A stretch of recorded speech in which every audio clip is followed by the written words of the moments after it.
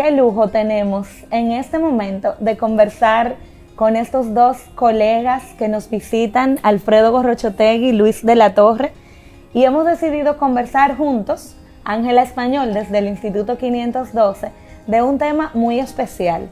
Alfredo ha venido desde Chile, aunque es venezolano, a conversar con nuestra comunidad 512 sobre el liderazgo, haciendo un enfoque muy especial en el liderazgo de estos tiempos de crisis. Es el líder reflexivo, es el líder ético que necesitamos para seguir apoyando la continuidad de la educación, pero sobre todo en el contexto de esta crisis que hemos vivido, un líder que nos ayude a transformar para bien el mundo, que es lo que cada educador queremos construir en nuestro sistema educativo. Y por su parte, Luis ha venido desde Estados Unidos, aunque es mexicano, a compartir con nosotros todos esos procesos de diseño del pensamiento, cómo lo acomodamos, cómo permitimos que el aprendizaje se dé de una mejor manera a pesar de la crisis, a pesar del estrés y a pesar de todas las circunstancias que estamos viviendo. Nosotros desde el Instituto 512 lo hacemos a través de los docentes, a través de los directores, a través de esos líderes educativos que son los que tienen el contacto directo con los niños y las niñas.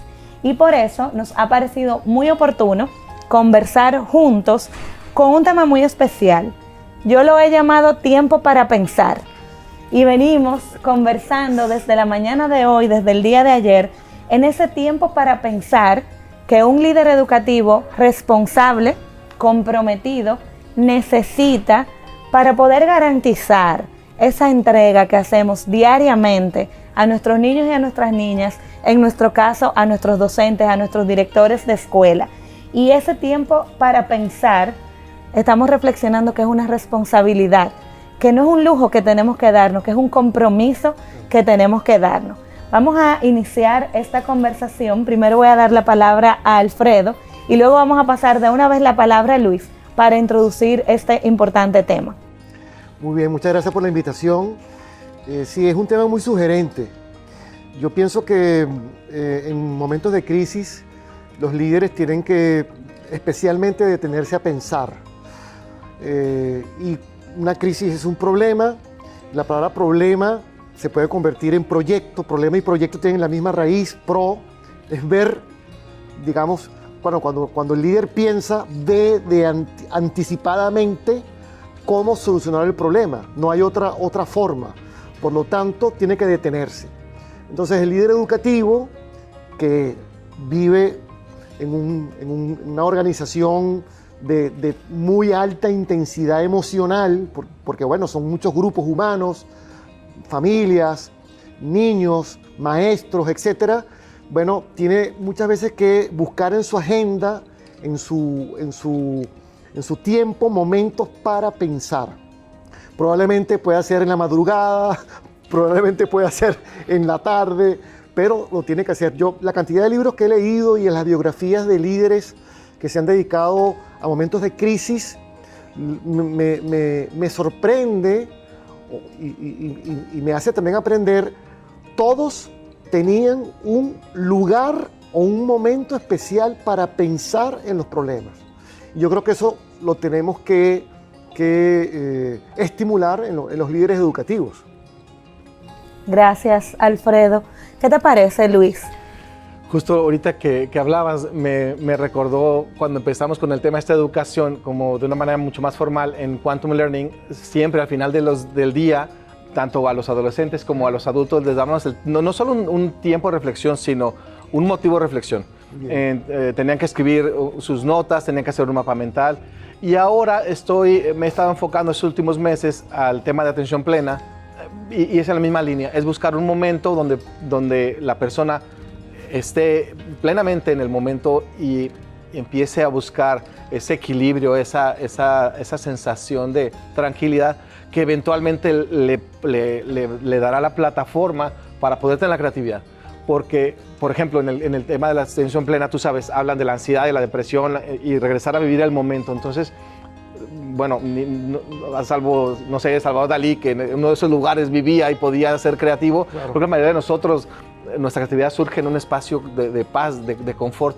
Y ahora mi invitación para los docentes el día de mañana va a ser la misma que le hago a mis hijos. Busca un momento de aburrirte, busca realmente un momento de nada para tomar notas, un momento para realmente darte cuenta que estás en qué espacio vives.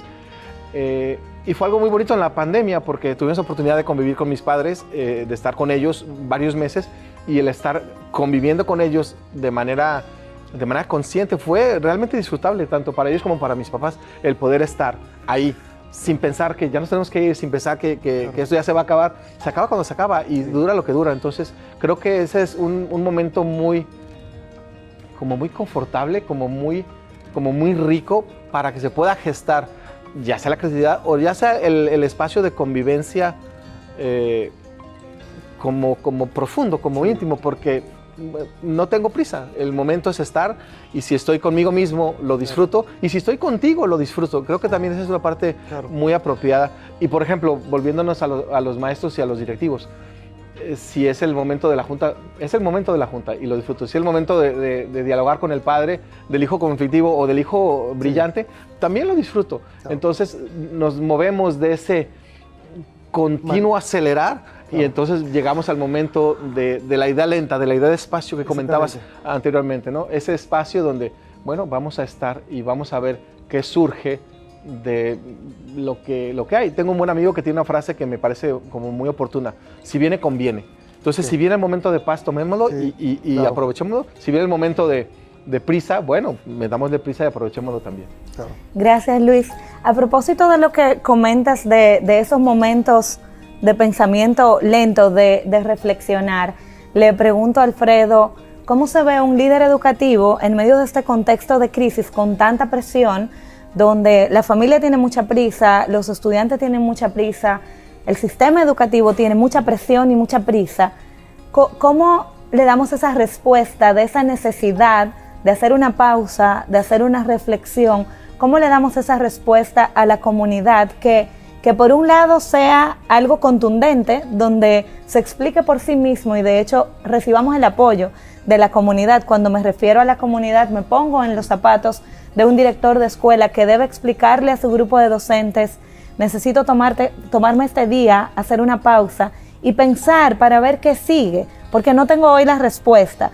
Pero como los docentes también le expresan a las familias, el director no está porque necesita pensar. Se me ocurre que si lo hiciéramos de manera consistente, podríamos ayudar a la comunidad a hacerlo, pero es difícil de entender cuando la presión está a flor de piel en estos días. No, lo que se me viene a la cabeza es que tenemos que generar una cultura de la reflexión, y hay que pensar concienzudamente cómo yo, como director y como equipo, elaboramos, configuramos una cultura de la reflexión. Bueno, cuando estabas hablando, la palabra que se me vino en pensamiento rápido: escuchar. Entonces, en este tiempo de crisis de cambio, el director y el maestro tienen que escuchar. Escuchar ya abre las puertas a una práctica inmediata en la que, oye, estamos en crisis, estamos apurados, pero el director me está escuchando, la maestra me está escuchando.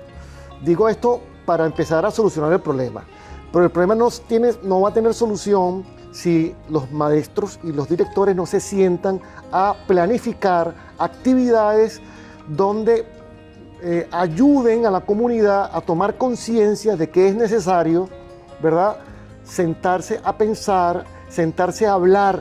Me recuerdo ahora de una tragedia que hubo en mi país, en Venezuela, que llovió mucho y se vino la montaña en La Guaira, es el puerto de Venezuela, en el año 2000. Llovió durante 5 días y la montaña bajó y tapió, y hubo mucha gente que se murió.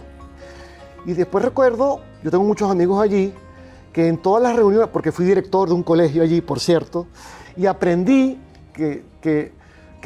me di cuenta que todos hablaban conmigo de la tragedia, se llamaba la tragedia de La Guaira. Y pasó el tiempo y siempre que nos reuníamos me hablaban de la tragedia. Y un día un psicólogo me dijo, un psiquiatra también me lo corroboró, que cuando las personas pasan por una tragedia, lo que hay que hacer es escucharlas, porque tienen necesidad de expresar lo que les pasó y eso los ayuda a bajar el dolor y a aprender de lo que pasó. Bueno, en este momento lo primero es escuchar, porque hemos pasado por una crisis. Y dentro de ese escuchar, el director tiene que reunirse con los maestros para planificar actividades de escucha, actividades lúdicas, celebraciones en las que la gente pueda hablar. Fíjate que no es tan complicado celebrar, no sé, una fecha especial para que vengan, se organizan, traen una comida. Yo creo que este es el momento para hacer mucha reunión social, intencionadamente, por supuesto, desde una mirada pedagógica, pero con el interés justamente en que la gente tenga un espacio para hablar. Y con esto cierro, es la metáfora. Agua que se estanca, se pudre. Agua que se oxigena, corre y se oxigena. Entonces la gente necesita ese espacio. Yo creo que va por allí. Tengo la sensación de que es un tema fundamental, la escucha y el diálogo. Y eso solamente es posible con la generación intencionada de esos espacios. Gracias, Alfredo. Qué interesante y además qué pauta tan específica para las escuelas. Sí. Y romper con la idea de que estamos perdiendo el tiempo. Si hacemos una actividad de interacción social, de conversar con los docentes. Voy a dar un salto que se conectará en la respuesta de Luis, y estoy segura, y es en el mismo segmento de la escuela, en un contexto de crisis como el que tenemos, ya sabiendo esas recomendaciones que nos dan de escucharnos como primer paso, para luego dar el siguiente paso. Y me voy con Luis a la pregunta de, estamos en un momento no planificado, al menos no planificado en el contexto de para lo que nos formamos como educadores. Claro. Tenemos que dar una cantidad de respuestas a una situación que no conocíamos. Es decir, tenemos que diseñar la respuesta de algo que para nosotros también requiere respuesta y nadie nos la está dando porque la respuesta no existe. Nos toca construir y diseñar en el camino. Y en la tarde conversábamos y me duele a veces cuando reconozco que tengo una libreta de ideas que me surgen y luego le regalo las ideas a la libreta, porque algunas de ellas pues se convierten en un proyecto y se le da esa energía, ese tiempo para pensar y se convierte en algo mágico. Y cuando digo mágico, en mi caso, que soy una apasionada de la educación, digo en algo que sirve a la educación, porque la educación es servicio. Pero cuando repaso las páginas de mi libreta, también me doy cuenta de la cantidad de cosas que se quedan allí. Y es como si fuera un regalo a la libreta que no puede movilizarlo. ¿Cómo hacemos, Luis, en este contexto donde no tenemos respuestas, donde tenemos mucha presión, donde, aunque ya sabemos que tenemos que sacar ese tiempo para pensar, no lo sacamos y las ideas se diluyen posiblemente porque no le estamos dedicando esa energía? ¿Cómo nos organizamos para ser mucho más proactivos con las propias ideas que surgen?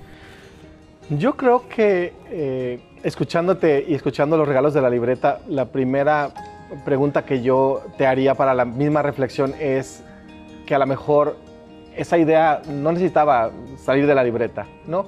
En la ingeniería está el tema de la agilidad, que es ahorita que está muy de moda. Acaba de celebrar en febrero el 20 aniversario del Manifiesto de la Agilidad, y entonces hablan de este método diferente de hacer. Inicialmente era hacer software, programación, y ahora ya se vertió a todos los ámbitos de la vida. Y todo empieza con una lista de qué es lo que quiero hacer de mi software o de mi yo o de mi instituto.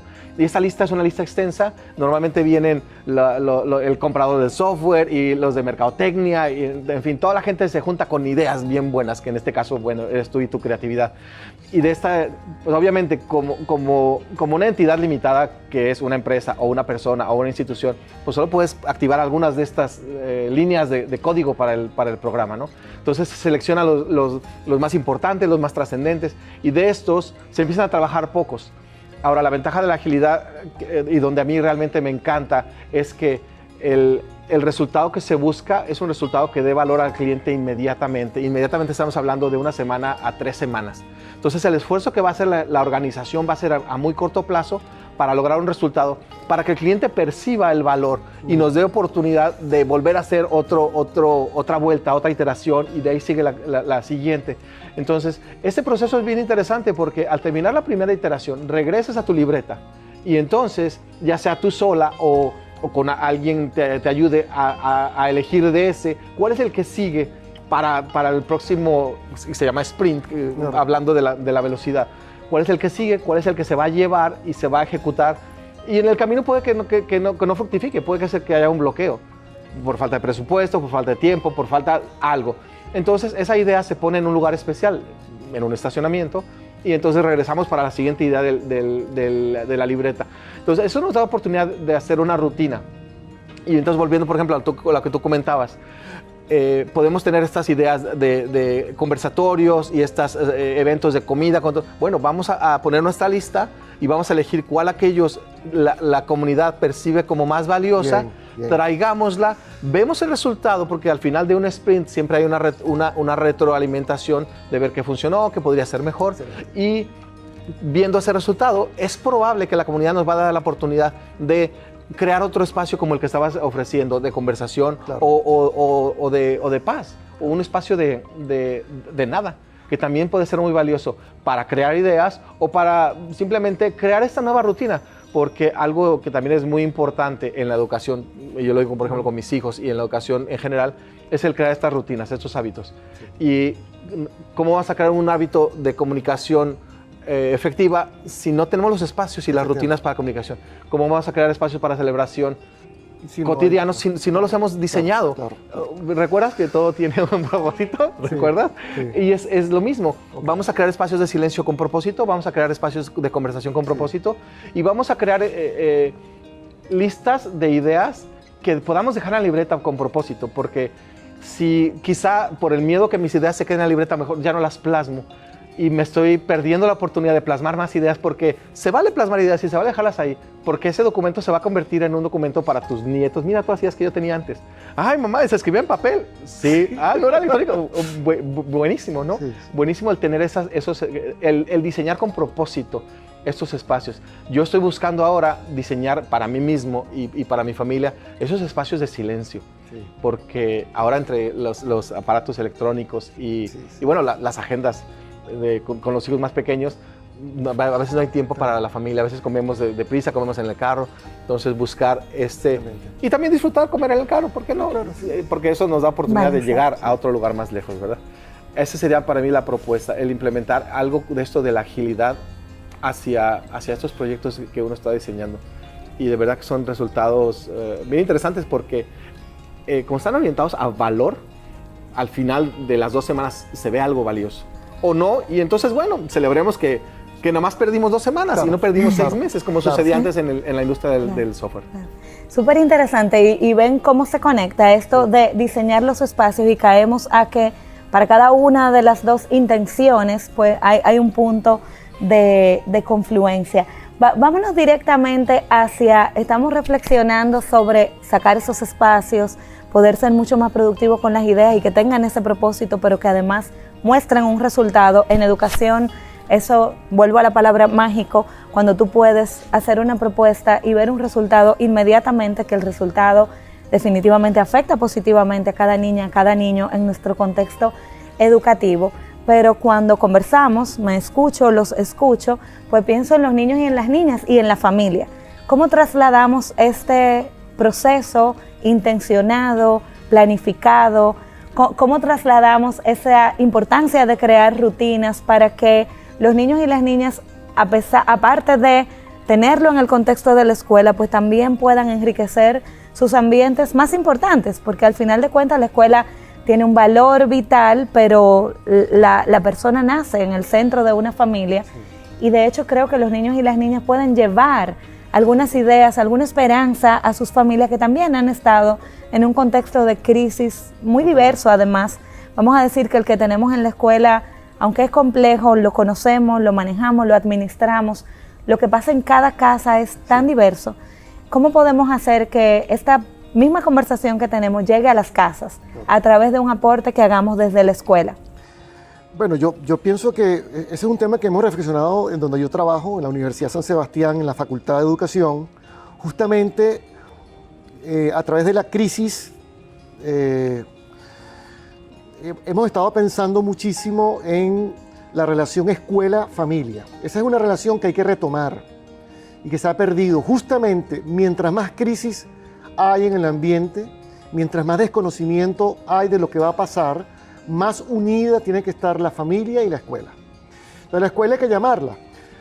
No es casualidad que a los colegios en muchos países hispanoparlantes se les llame centros educativos. La palabra centro viene de una palabra griega que significa aguijón.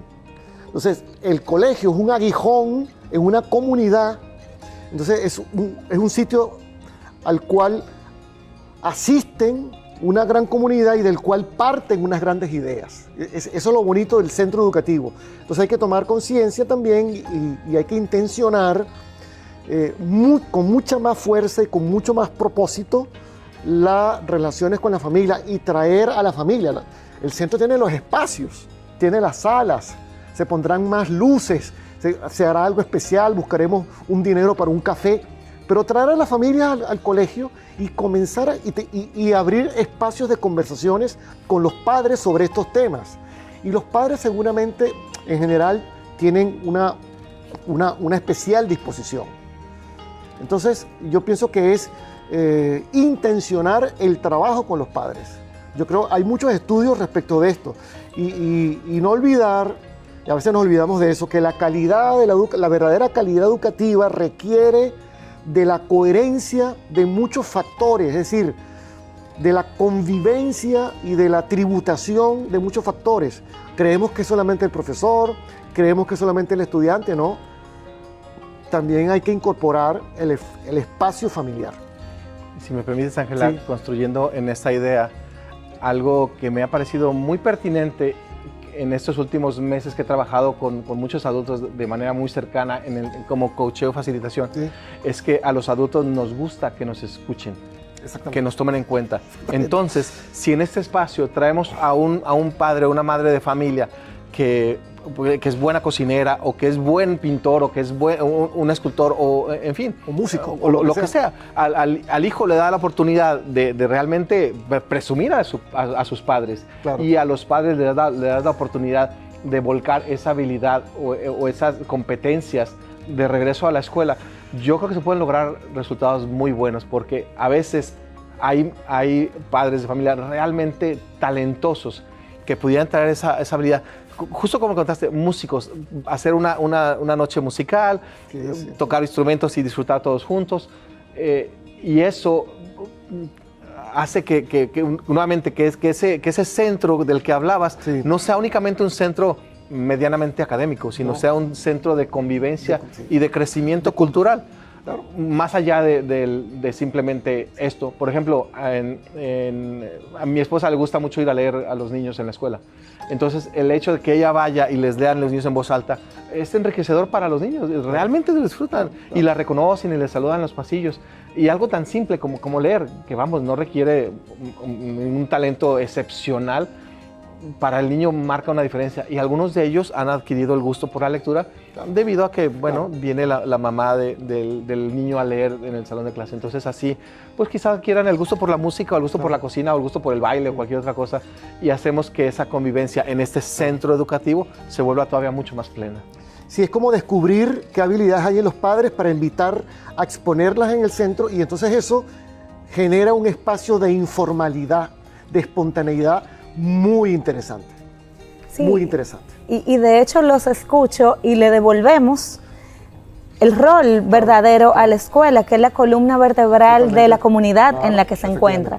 Y le devolvemos además a los niños y a las niñas la seguridad del espacio que representa la escuela, que en todo este tiempo de cierre y de distancia, pues ha perdido un poco ese espacio de confort, de confianza y de seguridad. Claro. Y hemos estado luchando como comunidad educativa de qué manera devolver a los niños, a las niñas, a su familia, ese espacio que representa la escuela, que empieza por ser un espacio de seguridad y confianza, Y a partir de la seguridad y la confianza, pues de crecimiento, de enriquecimiento, Claro. de interacción, donde las personas cuando entran pues se sienten como en casa y son capaces de eso, de expresar sus talentos, de decir lo que sienten, de expresarlo, pero además de compartirlo con los demás. Y disculpa que te interrumpa, imagínate que en ese momento, en ese espacio, un padre de familia que sea, por ejemplo, un buen coach pueda llegar a coachar al director, o que sea un buen administrador y pueda quitarle una hora de trabajo administrativo al director para que el director entonces pueda hacer su trabajo de reflexión o su trabajo, o algo tan simple como simplemente contestar el teléfono y estar en la oficina apoyando a la recepción, apoyando algo tan básico para permitir que el grupo directivo se pueda concentrar de una manera a propósito para diseñar esos espacios que buscabas anteriormente, de silencio, de comunicación, porque esa hora a veces esa hora que gasta el director haciendo trabajo, le quiero decir, administrativo mundano, que puede ser otra persona y que quizás está mucho más hábilmente y le da la oportunidad al director entonces hacer esa planeación. Creo que ahí podríamos crear un espacio mucho más enriquecedor y justamente lo que decías, volcar hacia la comunidad de regreso, que no sea simplemente un lugar donde los niños van a... Interesante, con doble intención, porque al final de cuentas estamos ganando con esto la intención de invitar y convocar a la familia a tener una participación activa en la escuela, y de paso también le abrimos el espacio que parecería no estar disponible para pensar, para reflexionar, sea de manera individual, y muchas veces también las reflexiones como equipo docente hacen mucha falta, sin el caos del día a día, de la rutina de los niños y las niñas presentes. Siempre es un lujo conversar con ustedes juntos, mucho más de manera individual. Siempre ha sido para mí un honor, un regalo, poder conocerlos, tenerlos cerca y conversar.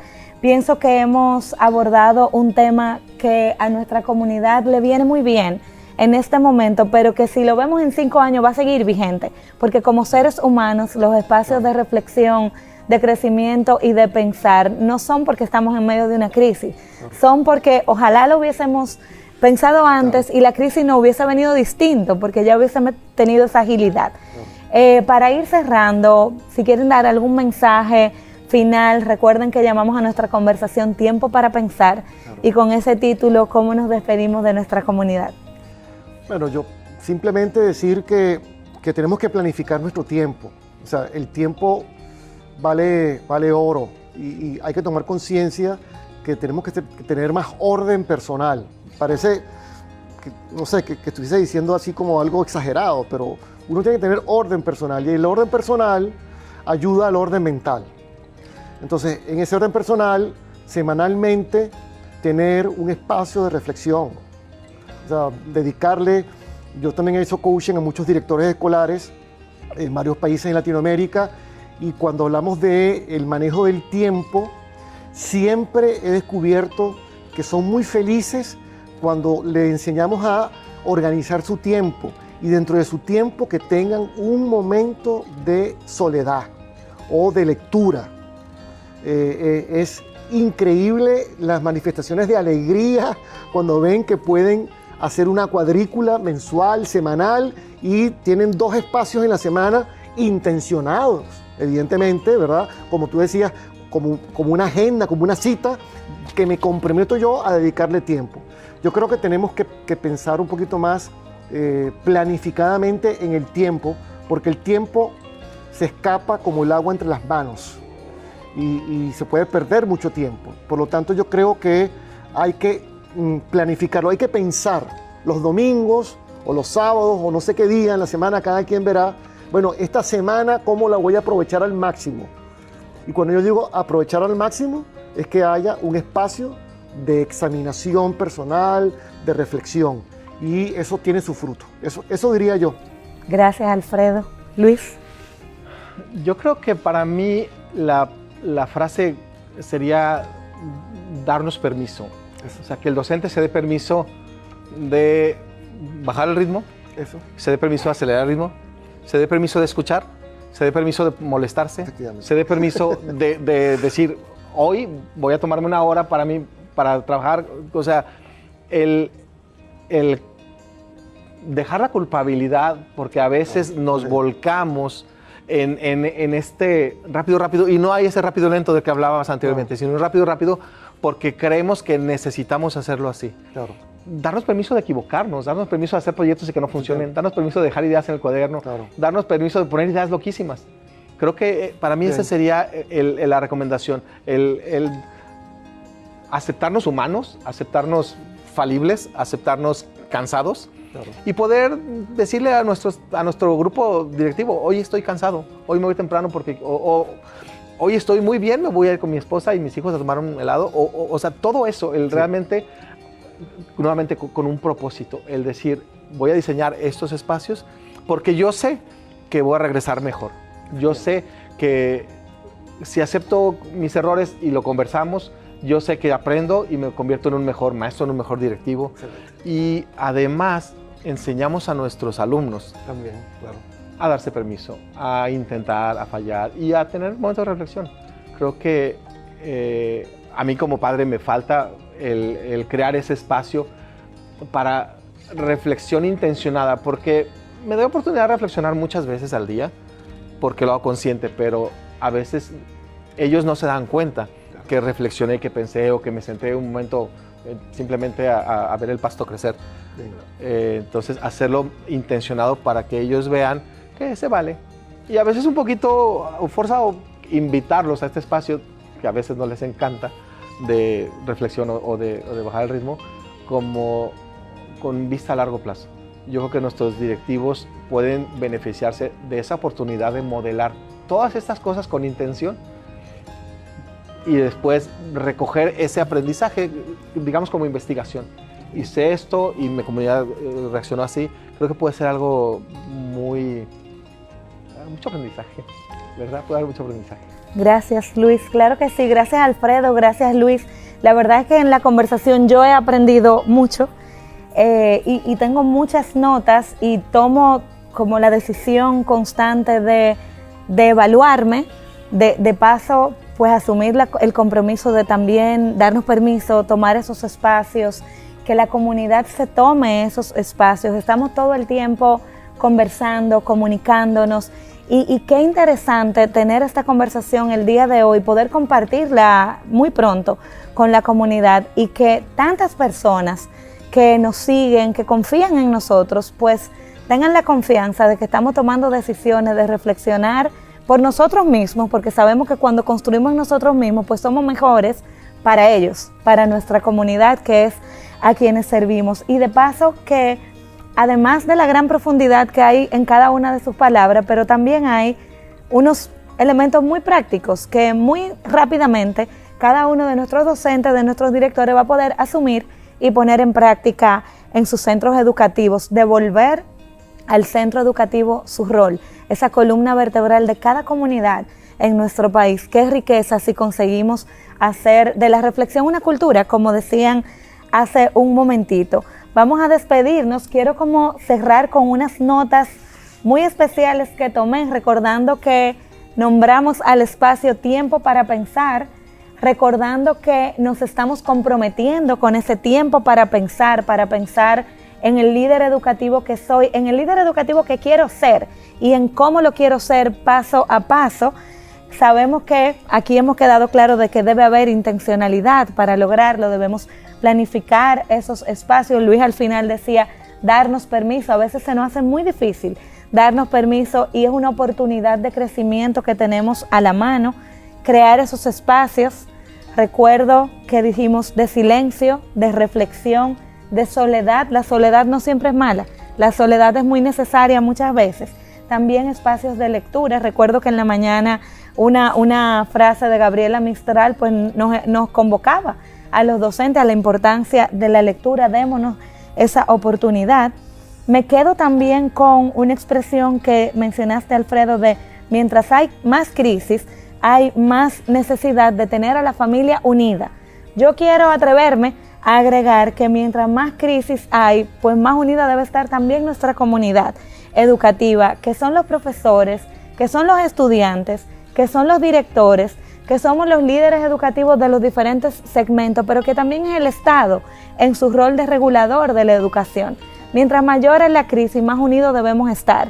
Y si la familia se une, pues ahí podríamos completar esa fórmula que es una oferta educativa digna, de calidad, que es la única que merece cada niña y cada niño yo digo que en nuestro país, pero en el mundo. Y definitivamente pues poder planificar nuestro tiempo, poder escucharnos.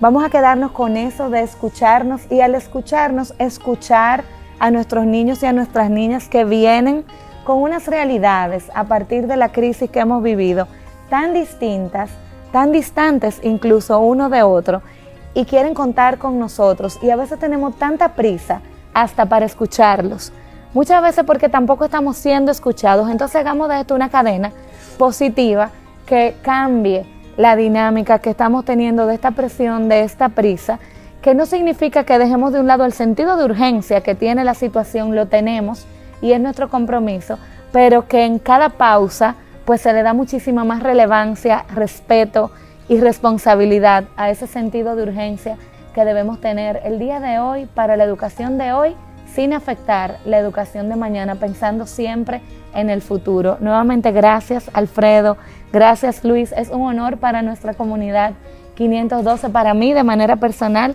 siempre contar con ustedes. Muchísimas gracias. Muchas gracias. Muchas gracias.